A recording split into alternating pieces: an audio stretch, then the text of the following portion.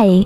In front of me is OUKITEL C15 Pro, and today I would like to show you how you can download and apply live wallpaper called Magic Fluids. Firstly, go into Play Store, click on the search bar and type Magic Fluids.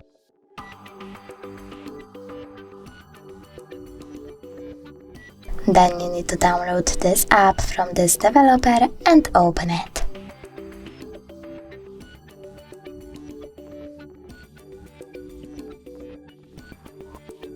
Now click on these three lines at the bottom right corner after clicking on it and tap on Settings.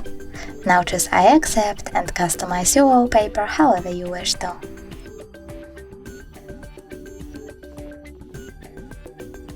Then click at the top right corner and bottom one again, but this time choose Set as Live Wallpaper, click on Set Wallpaper at the top right corner and decide if you want to see it on home screen or home screen and lock screen by clicking on one of the options.